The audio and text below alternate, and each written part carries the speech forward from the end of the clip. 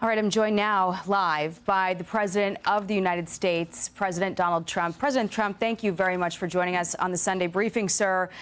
First off, how are you after all of this, and how is the First Lady doing?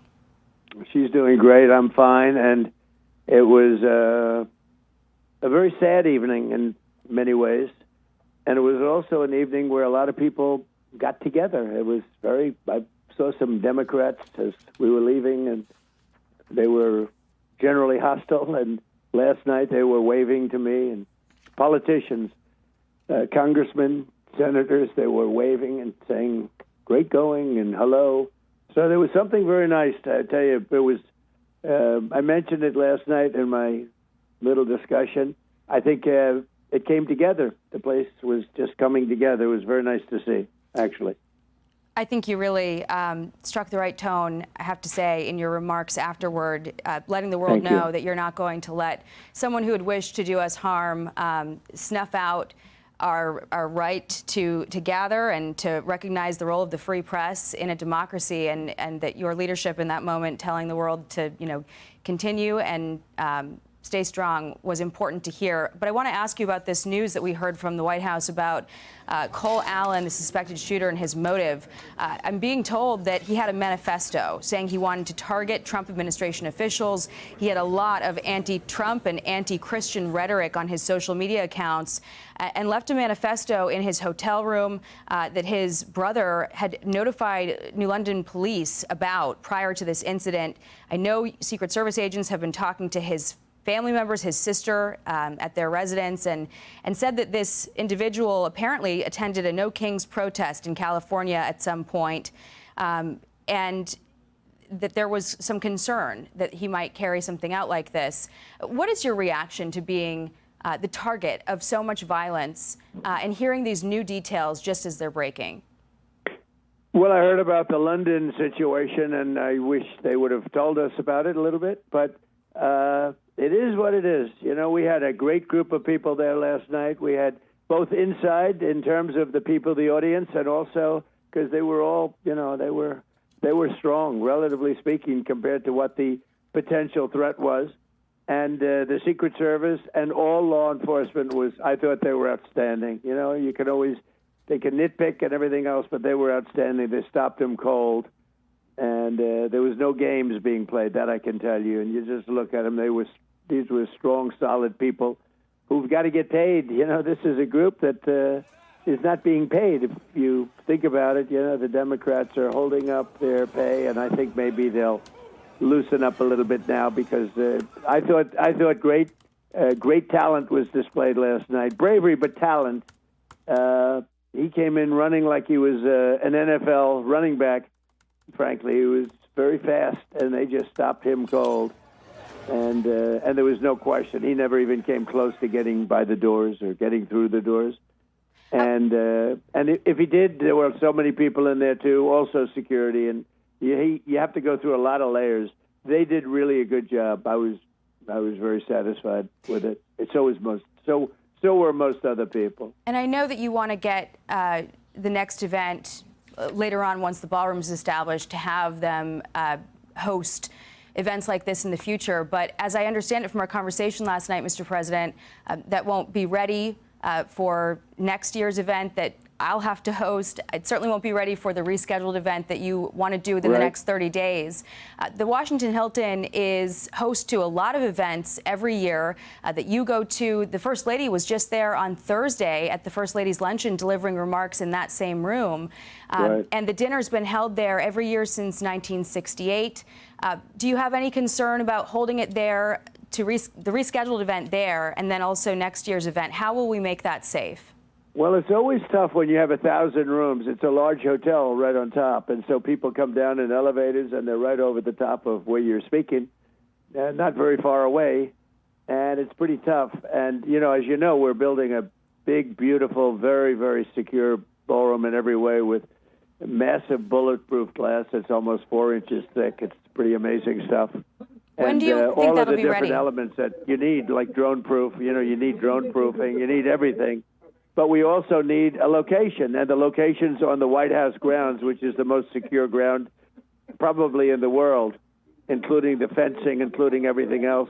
The president doesn't have to leave the premises. It's really very scary. And this is mostly for future presidents. And we're actually ahead of schedule, and we're right on budget and ahead of schedule. It was always scheduled to open in 28, and probably I would have 5 or 6 months of use, but other people will have many years, hopefully hundreds of years of use. But it's going to be a magnificent building. But it was also designed in conjunction with the military and in conjunction with Secret Service. It's got every single bell and whistle you can possibly have for security and safety. And we'll have that done very much on time, even ahead of schedule. It's ahead of schedule now. And it's really what you need. I mean, you can't have 1,000 rooms or whatever it is, a very big hotel on top of the ballroom. And people come down in the elevator, and they're right next to the ballroom. And nobody's blaming them. They're good people. They're very good people. I know the people well. I've been in that room many times. But, you know, it's had difficulty in the past. And the new one is set not to have that kind of thing. You know, all of the traps are knocked out. Mm-hmm. And this was designed at the highest level by the top military and Secret Service people. It's really it's a joint venture, really. And, you know, presidents have wanted it for 150 years just because they wanted a big space. But military and Secret Service have wanted it for many years. And I'm getting it built. And the one good thing is that now everybody knows how badly needed it is. Mr. President, you just credited, again, Secret Service for springing into action. As a person who witnessed it right alongside you on that stage, it happened within moments.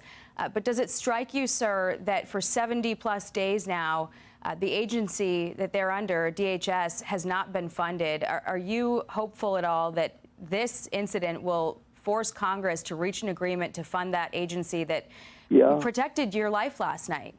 That's right. And other agencies, too, other great agencies that, you know, brave patriots, they're great people. They have a rough job, not an easy job. You know, when you have to stop murderers and get them out of our country, when you have to take people out of the country who murdered 7 people or 5 people or 1 person that was released from a jail in, you know, a country someplace. A lot of them came from Venezuela. A lot of them came from other countries. They came in from the Congo. This was under Biden's open-door policy. It was terrible. I mean, we can try and make it nice and all, but there's nothing nice about it. So we have people that are doing an incredible job of removing these people and just getting them out of the country or putting them in jail where they have to be. These are violent people. Drug dealers, drug lords were allowed without checking, without anything, but murderers. Over 11,888 murders were let into our country with Joe Biden's open-door policy. And, you know, these are the people that are getting them out. This is a tough job. These are nasty people that were let in, rough, tough people. And, by the way, in many cases, very smart. You know, these assassins, they seem to be high IQ people, but they're crazy. And so... You know, Secret Service and all of the different groups. You look at Border Patrol, you look at ICE. I mean, ICE is so incredible. Border Patrol is so incredible. And, you know, they have a hard time being recognized for the job they do. I'm very proud to recognize them. I mean, I think I had 100% of the vote of law enforcement. But, you know, it sort of showed last night. When you were there. You did a great job last night. By the way, I watched you when I got back. And you saw what was going on. I mean, there was the strength and the power. Nobody was getting in, and even if they got into the room, they were going to be hit fast. But no, they didn't even get close to getting to those doors, or he didn't. I was really taken, Mr. President. They took him out so quickly. Now, you know, it's a tough thing, though, when you have a hotel in the middle of a city with buildings all around and hotel rooms on top of you, and, you know, it's a tough situation. But I thought Secret Service and law enforcement, that includes D.C. police. Law enforcement was great. I really thought they were great. I would be the first to complain if they weren't. Believe me. They were looking at me probably more than anybody else. I see the administration. And the guy is a sick guy. When you read his manifesto, he hates Christians. That's one thing for sure. He hates Christians, a hatred. And I think his sister or his brother actually was complaining about it. You know, they were even complaining to law enforcement. So he was a very troubled guy. I was taken by your response immediately after it happened. You said, we're going to continue the night. We're not going to let this person derail our plans for the evening. Right. Had you been told very quickly that there was no additional threat in the room? Is that why you felt comfortable proceeding if Secret Service allowed that to happen? Well, I hated a guy like this, sick, bad person. I hated somebody like that changing the course of our country. You know, where you'd have all of these people, important people, not important people, all of these people gathered, record crowd. We had a record crowd last night. And you and the people that put it on did a fantastic job, really. But that all of these people would have to leave, you know, it's just for what? For one nut, for one guy that is really, I mean, look, he's a very disturbed person. So I really wanted to go, and I really wanted to. But the protocol was no. And, you know, once those doors were open, that room was sealed. And once the doors were open, because people were pouring in, and they were police and they were Secret Service, and they poured in a lot of them. But once those doors are open, it breaks the seal. Mm-hmm. And when they explained it, you know, maybe it's possible somebody, if it were more than one person, somebody could have come in. And but I really wanted to do it that night, even if we stayed late into the night. But we did the right thing, and we came back to the White House. We did a news conference and explained what happened. And now we're doing it a little bit more by talking to you. But we did the right thing. Now, I hope that we can have it within a short period of time, whether it's 30 days or a little less, a little more. But I hope we can do it with that, because we can't let these criminals and these really bad people change the course of events in our country. We have to, you know, it's an important event. That was going to be an important event. I mean, I was going to get up and make an entirely different speech. I was going to really rip it last night. I was talking about everybody. And then they said, well, my speech is going to be much different. It'll be a speech of love. But I didn't get a chance to do that. Probably I was better off if I didn't. I don't know. But I think it's important.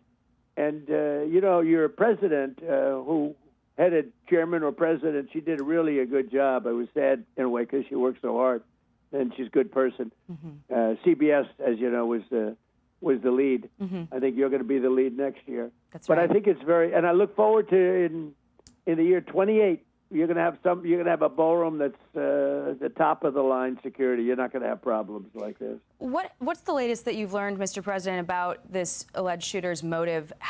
Do you know how long he was planning this for? Well, they have some pretty good information. He had a lot of hatred in his heart for quite a while, and he just, I don't know, it was a religious thing. It was strongly anti-Christian.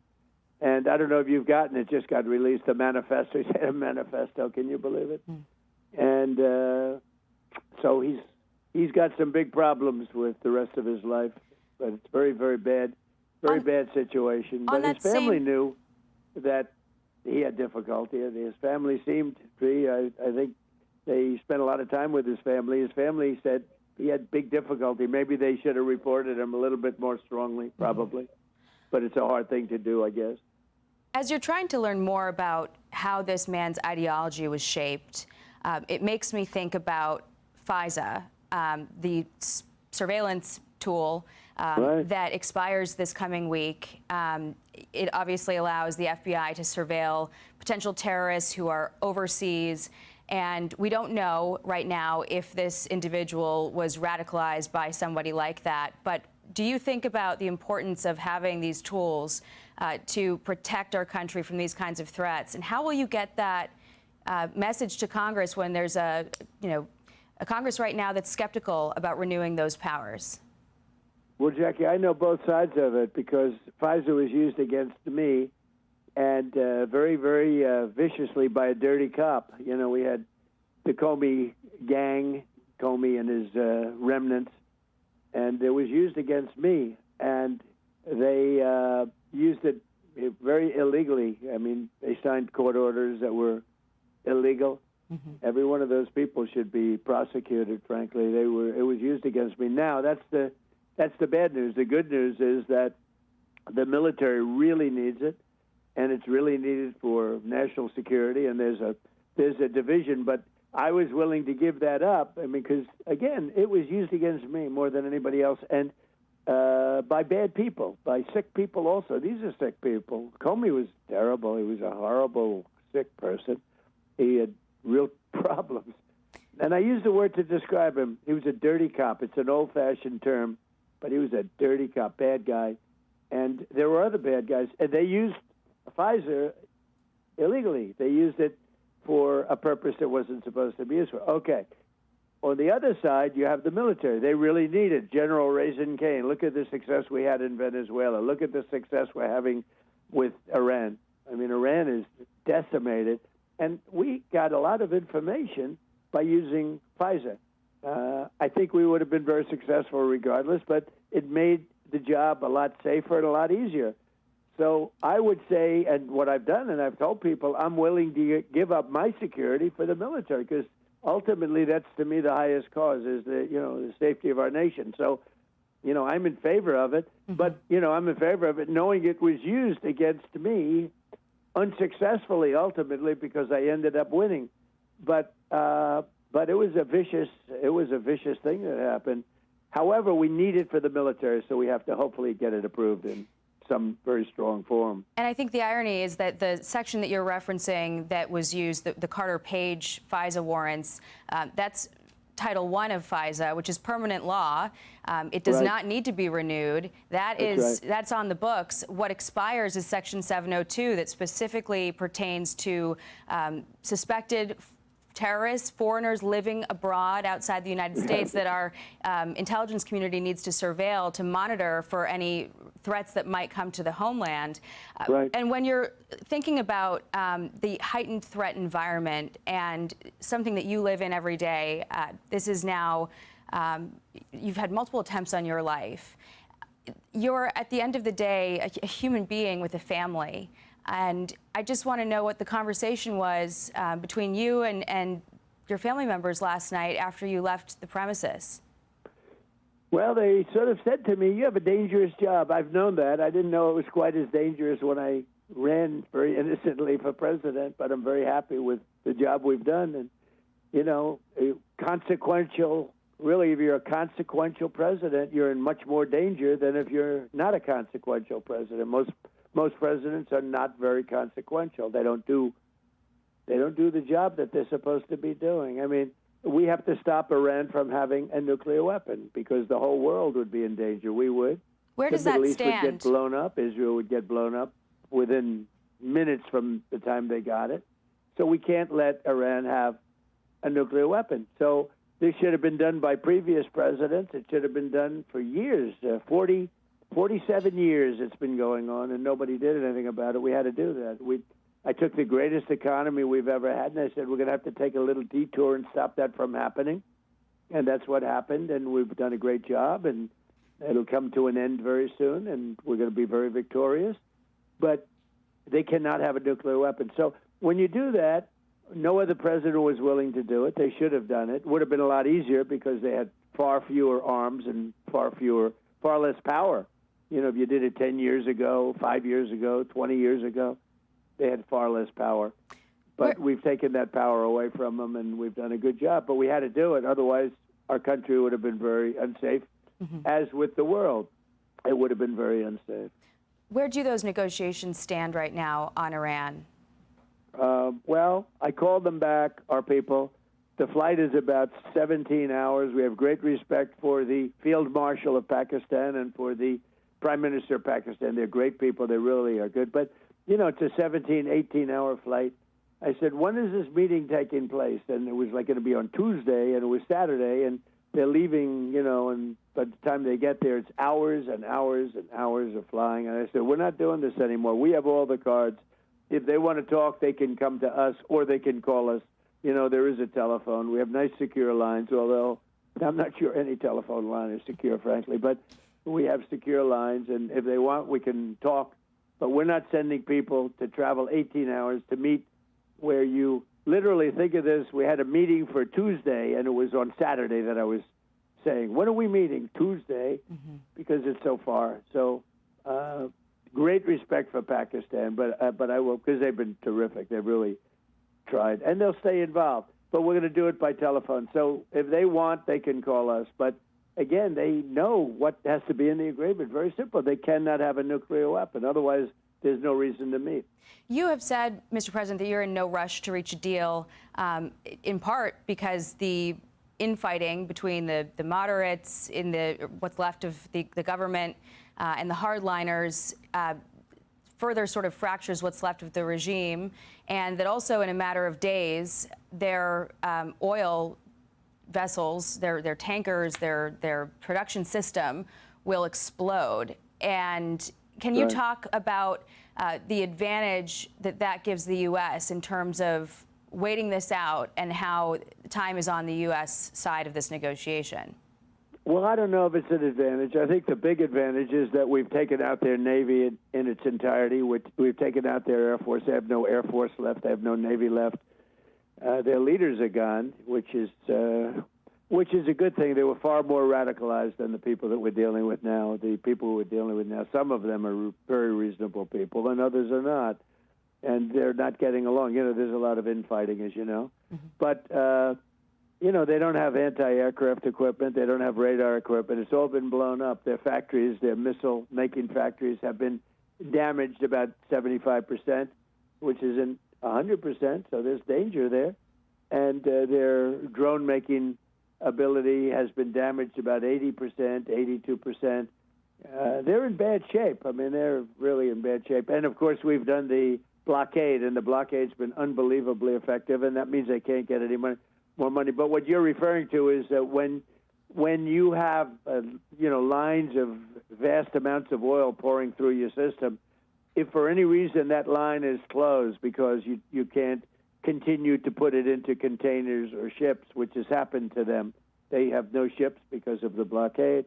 What happens is that line explodes from within, both mechanically and in the earth. Something happens where it just explodes. And they say they only have about 3 days left before that happens. And when it explodes, you can never, regardless, you can never rebuild it the way it was. In other words, it will always be, if you rebuild it, it's hard to rebuild it all, but it would only be about 50% of what it is right now. So it's a very powerful thing that takes place, sort of having to do with nature. But when that gets clogged at the end, in other words, when you have to turn it off because you have no place to store this oil, either put it on ships or storage tanks, which they are just about finished with, a very bad thing's going to happen. So I think they're under pressure, but I don't consider it under pressure. I think the big pressure is that we've really militarily, our military is incredible.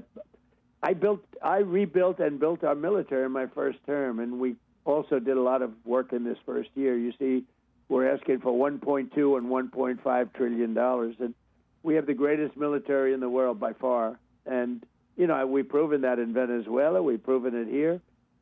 And so we'll see what happens. I mean, I hope they're going to be smart. And if they're not smart, we're going to win anyway. So 3 days from now, approximately, their oil production system could explode. Obviously, that would do great damage to the main source of revenue in Iran and have a big impact on the trajectory of things. I know you've also been expressive about your displeasure with our allies and NATO in their response to this. And on Monday, tomorrow, King Charles is visiting, and Buckingham Palace issued a statement on the incident last night saying His Majesty is being kept fully informed of developments and is greatly relieved to hear that the President, First Lady, and all guests have been unharmed. So that message from Buckingham Palace about what you went through last night. Are your plans for the King's visit remaining as they were? Will anything change as a result of what happened yesterday? Yeah, that's a big question you're asking. You got a lot of little points in there. You're doing a weave on me, like I do all the time. That's a big question. First of all, King Charles is coming, and he's a great guy, and we look forward to it. He's really a fantastic person and a tremendous representative. And he's brave. You know, he's fought something that's very tough to fight. He's got a problem with, as you know, that very well documented problem with his health. And he's been amazing, actually. He's very brave, actually. And he's a friend of mine for a long time. So he's coming, and we're going to have a great time. And He represents his nation like nobody else can do it. As far as NATO, I am very, very disappointed in NATO because they weren't there. You know, we spend trillions of dollars on NATO, trillions, in order to protect Europe from Russia. And we've always been there, and we would always be there, and they can't do it without us. And yet, when we wanted a little help, and we didn't need any help, we did it without any help. We didn't really need. And to be honest, I don't even think I've ever said this before, but I really sort of asked them just out of curiosity because I'd like to see if they would be there. You know, we've wiped out, largely wiped out the opposition. If we ever had to keep going, we'd wipe them out very quickly. The rest of it, the remainder. And I hope we don't have to do that, but it may be possible that we do. You know, they have no cohesion. Their leadership is very, very strange.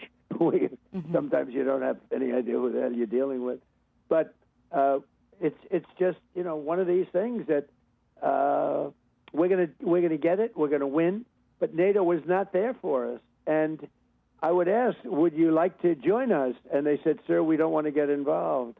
And yeah, they said, we don't want to get involved. And frankly, when they said we don't want to get involved, as you know, UK said that, oh no, we'll send ships as soon as the war is over. And that's not good. That's not good. We just can't have that. So we are not happy. Let me put it this way, just finish it up. We are not happy with NATO. NATO did not serve us well. We've been serving them for many years, spending trillions of dollars, and when we wanted a little help, they were not there. So we have to remember that. Do you expect to talk about this with King Charles? And do you believe that, I mean, they have intelligence in their countries. Your administration has spoken at length about the fact that Iran had enough enriched uranium to build 11 nuclear bombs. That sounds like pretty compelling information for an intelligence agency to shape their response to something. Do you get the sense that the intelligence agencies of our allies had the same view of that threat and communicated that well enough with the U.S.? Well, I don't know. I think people knew they had a lot of stuff because we blew it up with the B-2 bombers. If we didn't go in there 7-8 months ago with those beautiful B-2 bombers, that's the wing, very, very incredible stealth, incredible technology. We actually ordered 22 more of the new version. They're unbelievable. But we went in there at 1 o'clock in the morning, no moon, dark. Every single bomb hit the target and blew it up. If we didn't do that, they would have had a nuclear weapon. But everybody knew they had it. I mean, pretty much every country that knew anything knew they had it. The problem was it should have been done by other presidents because they had it a long time. They were developing it for a long time. And they were about 2 weeks away from having a nuclear weapon until we blew it up. So, you know, part of the thing is we have to take that I call it the nuclear dust, right? But we have to take that nuclear dust. We're going to take it. And that's part of our negotiation with Iran. We don't want them to have it. We feel we'll help Iran. We'll do a lot of things, but they cannot have a nuclear weapon because they'll use it. And we're not going to let somebody use a nuclear weapon, blow up the Middle East, blow up Israel, blow up Europe. We're the furthest away, but we're doing the world a service. Do you believe China's helping Iran right now? You're supposed to meet with President Xi in a couple of weeks. What's the latest there? What's your communication I don't think with him? much. I think they may be helping, but I don't think much. I can tell you this, they could help a lot more. I'm not overly disappointed. You know, we help people too when, you know, they would say, no, well, what about China? What about Russia? What about this, that? Well, we also help people. You know, we help Ukraine as an example. And we shouldn't have done it to the extent, and the war should have never started. Would have never started if I were president. And, you know, it's a bloodbath over there. It's horrible. So many soldiers are being killed. It's incredible. It's just crazy, actually. But, you know, you could make the case, well, we help Ukraine. And I don't mention that to too many people, but I mentioned it to you. So, no, I think China could have been much worse than they've been. So I don't consider them having been very bad. You reference Ukraine. Have you spoken with President Putin at all recently? Where does that negotiation stand? We're trying to get something done, but the fighting continues. And it's a very bloody war. It's a very bad. I settled 8 wars. this is one that I thought I would have had the easiest time. The hatred between President Putin and President Zelensky is ridiculous. It's crazy. And hate is a bad thing. Hate is a bad thing when you're trying to settle something. So, but it'll happen. It'll happen. What was the last conversation you had with Putin? Well, I don't want to reveal that, but I do have conversations with him, and I do have conversations with President Zelensky, and good conversations. But I've settled all these wars, including India-Pakistan. That could have been a nuclear war. I settled it at the very beginning, just before they shot down. 11 planes were shot down already. It was going to be a tragic. The Prime Minister of Pakistan said I saved from 30 to 50 million lives. It could have been more than that. But it's my honor to do it. But we're working on the Russia situation, Russia and Ukraine, and hopefully we're going to get it, Jackie. Hopefully we're going to get it. That's the one. I would have thought that was, because of relationships, I would have thought that would have been the easiest one, and it really is the most difficult. And it's not as complex as some of the other ones I've settled very quickly. Mm-hmm. We've talked a lot about issues overseas. I want to get your thoughts on some issues here at home. Your reaction to Virginia and redistricting, do you think that Florida should make a go at it? I do, but I think the Virginia case is terrible. What they've done is so, it's unconstitutional. It's before the court. You know, the courts accepted that case. And if you look at the referendum and if you look at the question, it was not understandable. It was written in such a way that nobody understands what it meant, including nobody knows. So were you surprised to see it go that way? I was very impressed with the fact that, because I happen to think that there are a lot of cheating going on in Virginia, frankly, and they were leading all day long. We were leading, meaning I guess you'd call it the Republicans. And I said, when do you see the end? All of a sudden there was a ballot drop. But the courts have taken it up, and the courts are looking at it, and they're looking at it, I think, very strongly. A lot of people said it's totally unconstitutional. You can't let it. And it wasn't understandable. In other words, when people got in, they read that question, or if they sent it in, they read the question, and the question it could have been viewed 5 different ways. So let's see what happens in the courts. But the courts have actually accepted it. That's a big move. So it may be ruled. It's a very bad thing for our country. Very, very bad.